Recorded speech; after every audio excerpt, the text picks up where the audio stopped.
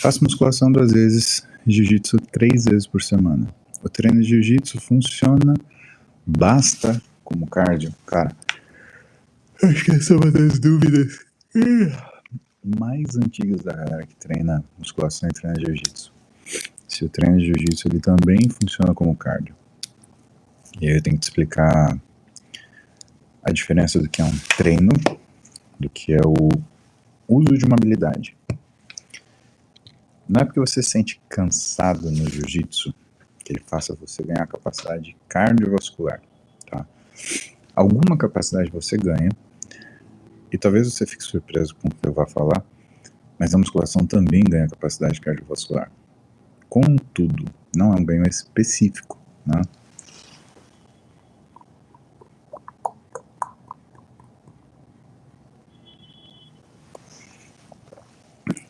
O que você ganha no jiu-jitsu, que ao longo do tempo vai melhorando, vai fazendo com que você seja mais capaz de lutar, são habilidades específicas do jiu-jitsu, é você conseguir resistir especificamente a uma luta de jiu-jitsu, que não tem a ver só com a sua capacidade cardiovascular, mas tem a ver com a sua habilidade de fazer economia de movimento, tem a ver com a sua capacidade de usar aqueles movimentos de uma forma mais eficiente. Então, na verdade, você começa a aprender a economizar energia, e não você ganha capacidade física cardiovascular por causa do jiu-jitsu. Se você quer ganhar capacidade cardiovascular, aí o caminho é outro. O caminho é você fazer aeróbio contínuo. Por quê? Se para você é interessante de alguma forma melhorar a tua capacidade cardiovascular, você tem que treinar alguma coisa que traga especificamente isso. Então, é importante você lutar jiu-jitsu para você ganhar ritmo de luta, para você ganhar ritmo de treino, para você ganhar resistência e para você aprender, de fato, lutar jiu-jitsu economizando energia com aquilo que para você usar nos momentos que são importantes. Mas não necessariamente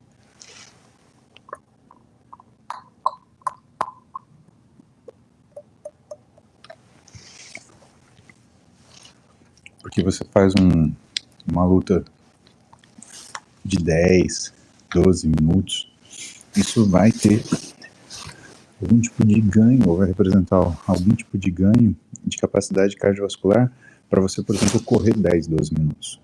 São coisas diferentes, são esforços. E mesmo quando a gente fala do exercício aeróbio, Rodrigo, existem diferenças de você treinar aeróbio em modalidades diferentes. Por exemplo, o sujeito que corre, que tem uma capacidade de correr grandes distâncias, grandes volumes, ele não necessariamente vai fazer a mesma coisa numa bicicleta. Por isso que o triatlo é tão interessante. Ele mistura 3 modalidades que são muito dependentes de capacidade aeróbica, mas que também têm especificidades muito importantes. E aí você vê a estratégia do triatlo, né?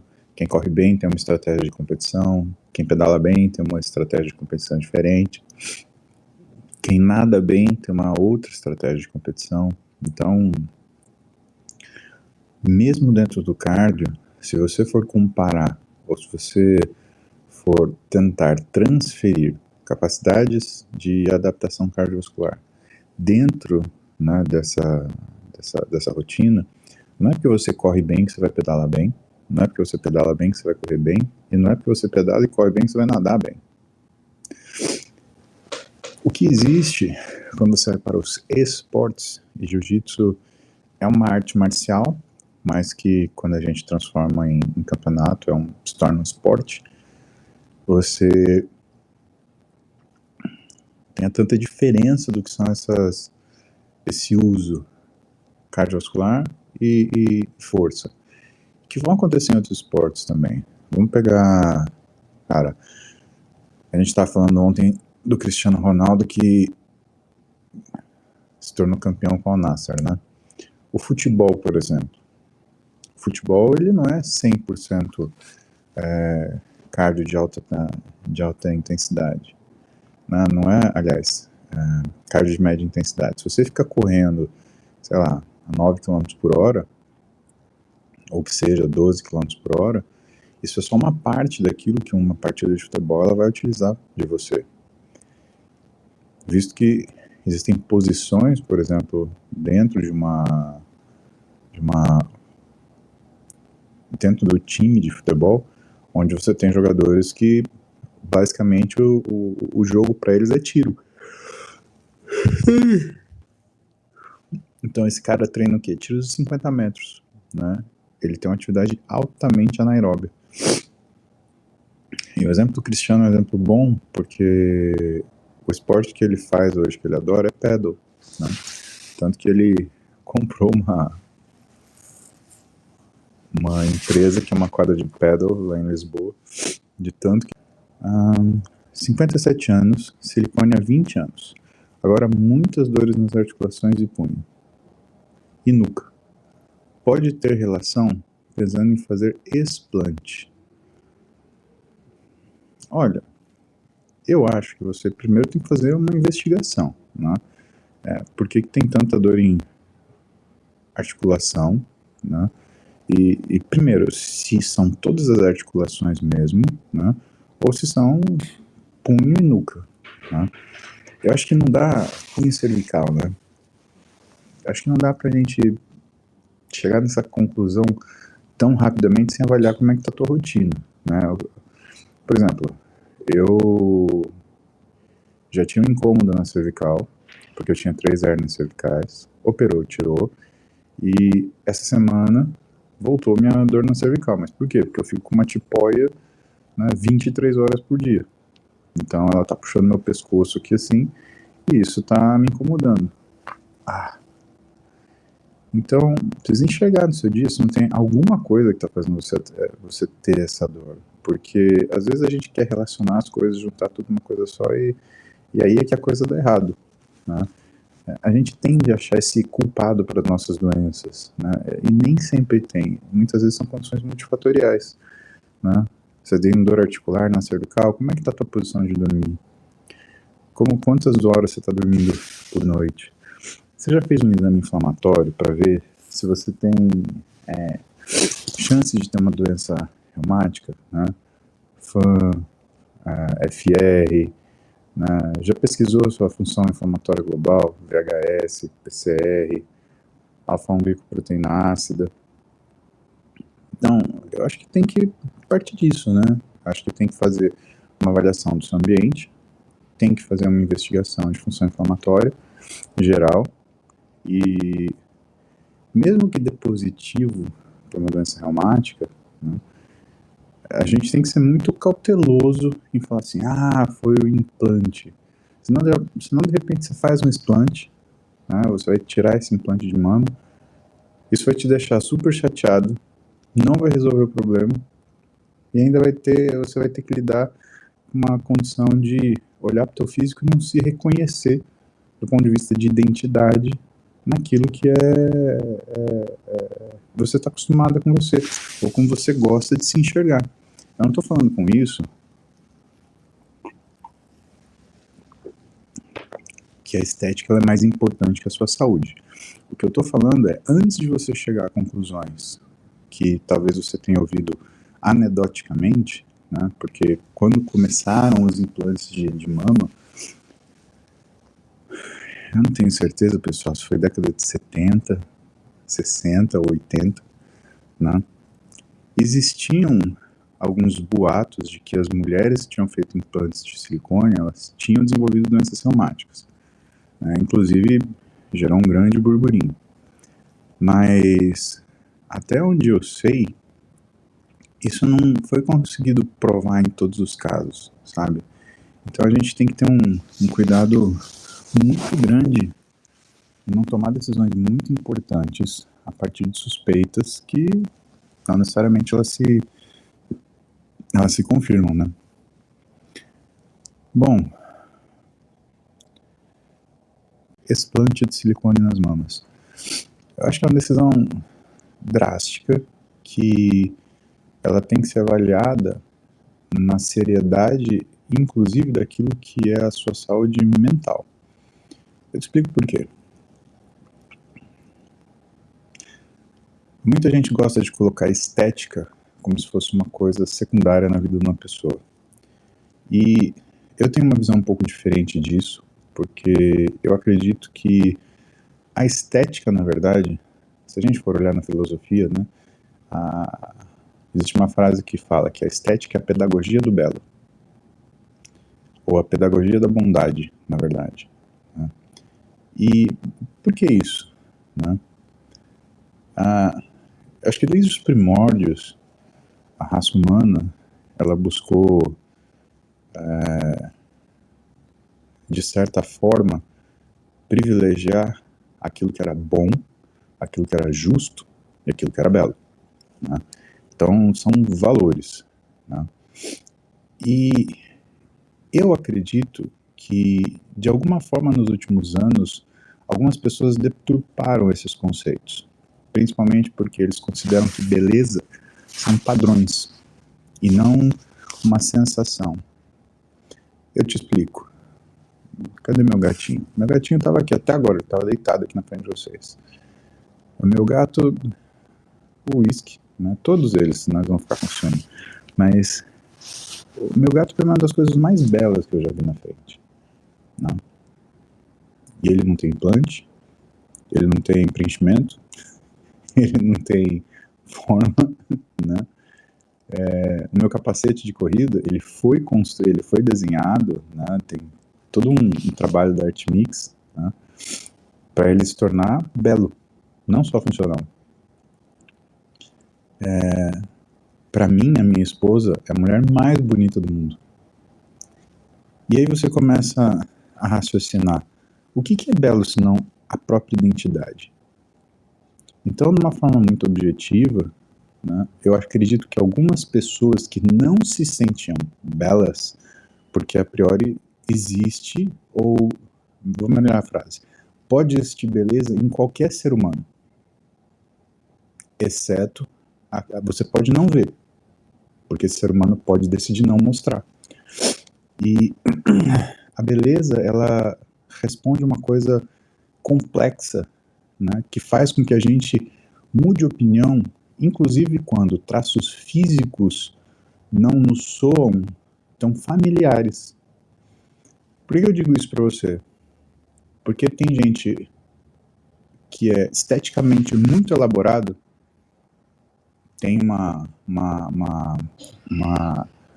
eugenia de traços, tem uma simetria muito elaborada. No entanto, quando você observa a pessoa e quando você observa síndromes, né, com efeitos na formação do organismo, né, elas são caracterizadas por assimetrias. Então a gente tem que olhar para essas coisas de uma forma muito fria e muito madura, porque algumas pessoas confundem isso com preconceito. Ah, você não gosta de mim porque eu tenho espinha. Não é isso. Né? E o que eu percebi, né, até eu gravei um podcast com a Renatinha, né, isso um tempo atrás, a Renatinha Diniz, e ela tinha me feito uma pergunta, né, como você escolhe a mulher perfeita, né, e eu respondi para ela, você escolhe por comportamento. E por que isso? Porque se você pegar a pessoa considerada mais bonita do mundo, mas ela tiver um comportamento ruim, ela vai ser a pessoa mais feia do mundo, você não vai tolerar essa pessoa. E o que eu percebo é que hoje, principalmente com rede social, as pessoas representam tanto personagens que, quando elas se conhecem pessoalmente, ainda é o personagem sendo interpretado.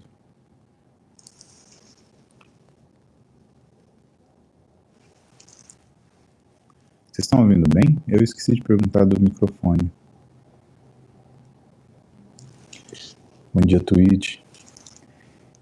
Então, quando a gente fala de padrões de escolha, né, principalmente de beleza, eu acho que a beleza do ser humano é uma coisa complexa né?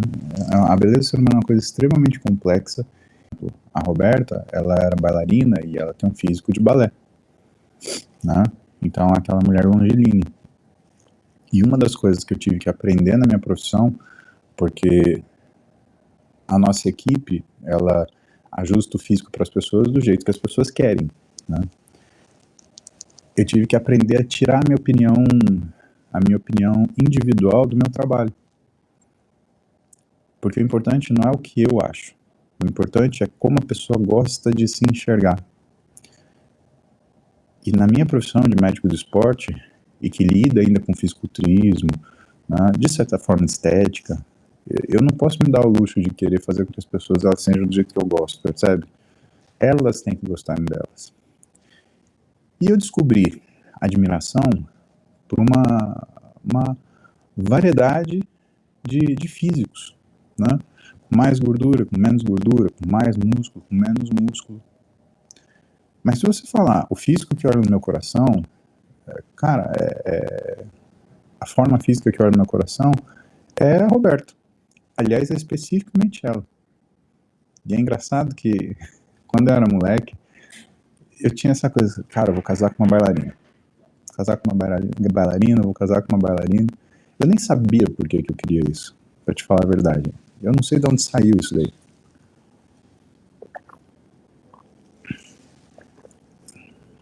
E quando eu vi a Roberta pela primeira vez, foi uma coisa instantânea. E depois, quando a gente se conheceu, ela falou pra mim que ela fazia balé. Eu falei, aí veio o crush com força, né? Ai, ai. Mas eu acho que nas aulas que eu dou, quando eu falo de forma física, né, de equilíbrio dos segmentos, que inclusive eu vou dar uma aula disso em junho agora, para uma turma de dermatologistas, né, porque o dermato ele tem cada vez mais trabalhado com certas técnicas em áreas onde acaba afetando o que é forma física, né? De uma forma sutil, não tanto quanto uma plástica, tá? Mas de uma forma que aparece. Outros sim, as pessoas não, elas procuram os dermatos para isso, né? Não só plástico mais, né? Então, quando a pessoa tem uma coisa delicada para mexer, né? Uma textura de pele, uma flacidez de pele, hoje elas descobriram que quando são coisas delicadas, né? Às vezes a via do dermato, ela é uma via mais, como é que eu posso dizer? É uma via menos agressiva do que, por exemplo, a plástica. E que tem como vantagem você não precisar de ficar de repouso durante 30, 60 dias depois de um procedimento, né? Geralmente um procedimento de dermato, né, por pior que seja, por mais agressivo que ele seja, em uma semana você está em condições absolutamente normais, né? A cirurgia plástica, por mais simples que ela seja, você vai precisar ficar um mês sem treinar, 45 dias, né? A ideia é que em competição você seja uma pessoa extremamente tolerante ao fracasso. E, gente, deixa eu falar pra vocês, eu já me ferrei tanto na vida que eu entendi que pra uma coisa dar certo, 1000 tem que dar errado. Pelo menos. Então, tudo que eu construí na minha vida foi trabalhando para aquilo dar certo e, ao mesmo tempo, tolerando tudo que dava errado. E é essa a razão de eu chegar agora e poder olhar o que eu construí na minha vida num ponto onde eu tenho a extrema satisfação de não ter desistido das coisas que eu gostava. É isso que eu tento falar para vocês em relação à experiência pessoal. Se você insistir em fazer dieta, vai dar certo, porque é um processo de aprendizado, você vai errar cada vez menos.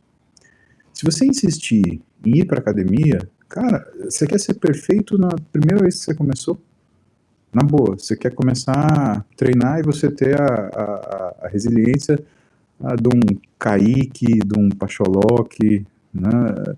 Você quer ter... Não é assim que funciona. Você vai errar, você vai desistir, você vai voltar atrás, você vai voltar para academia, você vai colocar suas expectativas de novo, você vai errar menos, você vai desistir de novo. Pô, e se a gente começar a conversar sobre o que é vontade de desistir, né, pensa que esse ano é a minha terceira cirurgia grande num período de 3 anos. E nada, pessoal, esse período de 3 anos ele começou com uma cirurgia na minha coluna cervical. Quer dizer, não é que, sei lá, foi lá e deu uma polida no osso. Não. O Vini me botou numa maca de centro cirúrgico, abriu meu pescoço, arrancou uns Breguenite que estavam no meio das minhas vértebras, bloqueando meus nervos do braço, eu estava sem movimento desse braço. Você acha que... não, agora vamos voltar na vida normal. Gente do céu, e o que eu tive vontade de desistir? E o que eu ia chateado pra academia? Porra! Depois do melhor físico que eu tinha conseguido montar, 1 ano atrás, que é aquele físico do desafio que eu fiz de 60 dias, que eu fiz com o Renato e com o Júlio. Eu saí acho que de 118, 119 quilos, fui parar em 110. E foi o físico que eu mais gostei na vida. Mais gostei, mais cheio, mais arredondado. E pra mim é uma vitória, porque ao contrário do que muita gente pensa, né, eu não usei 1 tonelada de esteroide pra fazer aquilo. Aquele físico já tava lá. Eu só fui trabalhando na minha capacidade de fazer dieta, né, e evidentemente, né, me ausentar do que eram as refeições sociais que eu tinha com a minha família, principalmente, né, as poucas que eu tenho com os meus amigos, e colocar isso como prioridade. Porque faz que as pessoas fazem coisas extremamente tolas, né? Por exemplo, minha opinião, tá? Talvez vocês gostem disso. Eu não gosto, eu acho execrável o comportamento de fazer react. Então aquela pessoa que pega o vídeo de outra pessoa, profissional ou leiga, e que sem o contexto total, sem dar oportunidade para o diálogo, e muitas vezes manipulando a informação, ela pega e cria uma narrativa que difama, que ofende, que injuria, que invalida a outra pessoa que está ali. Mas e se a pessoa estiver fazendo errado? Bom, então são 2 pessoas fazendo errado. O erro de um não justifica o erro do outro. A mulher tá brava com o sujeito, vai lá, dá um tapa na cara dele. Cara, por mais que o cara esteja errado, tá errado você agredir. Então você vai fazer 2 coisas erradas, e é isso que a sociedade vai virar? Fora que react, principalmente quando o médico faz, é de uma deselegância. É um desserviço. Cara, a única coisa que o react me mostra quando eu vejo um médico fazer é que ele não tem autoridade nenhuma. Porque ele precisa usar a imagem da outra pessoa para poder falar o conteúdo que ele quer. Então só faz react quem é uma pessoa irrelevante. Então se você não tem relevância nenhuma, o que você faz? Você pega a imagem de outra pessoa, dá a interpretação que você quer, faz o seu discursinho, e aí vem uma coisa que é a qualificação da audiência. Quem que você qualifica quando você faz um react? Quem que você acha que aplaude um react? Não é uma pessoa que está pronta para raciocinar, é uma pessoa que está pronta para odiar. E isso é uma coisa importante porque se você alimenta na sua rede pessoas prontas a odiar, uma hora elas vão odiar você. Porque quando elas não tiver quem odiar, é melhor odiar você do que odiar aquilo que ela vê no espelho. Esse é o grande problema da rede social. A gente falou de uma grande benesse, que é a gente poder criar a nossa relação aqui, né? A grande problema é gente que tem algum problema na vida ou que o tônus dela seja de uma infelicidade absoluta, antes da rede social, acordava, olhava no espelho e começava o dia se odiando. Hoje, ela liga o telefone e escolhe quem que ela vai odiar. E esse tipo de conteúdo disgusting, ele vai atrair gente disgusting. Que no momento que você dá uma brecha, vai voltar no seu pescoço. É que nem você alimentar bicho selvagem. uma hora eles vão acabar te mordendo. Que ele quer. Entendeu isso? E isso funciona muito bem. Vitor ainda pergunta, por que restrição alimentar causa insônia, irritação e alto nível de cortisol? Então você mesmo respondeu, Vitor. Quando você faz restrição alimentar, a primeira glândula que responde é a suprarrenal. Na verdade, quem responde é o seu hipotálamo. A falta de leptina faz com que você produza o CRH, que é o fator de liberação de corticotrofina, que vai fazer você produzir ACTH, né, porque até aí é o seu hipotálamo entendendo, falta energia. Ele vai sinalizar a sua hipófise, que vai produzir ACTH, o hormônio adrenocorticotrófico. E o ACTH, ele vai fazer a sua suprarrenal produzir cortisol. O cortisol faz o quê? Ele ajuda você a sobreviver, ele garante sua sobrevivência. Ele faz você sobreviver em que situação? Quando existe pouca energia disponível.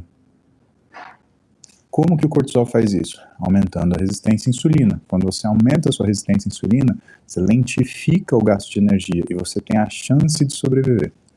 O problema é que o cortisol, ele aumenta, ele é o hormônio da atenção, da ansiedade, da irritabilidade e do medo.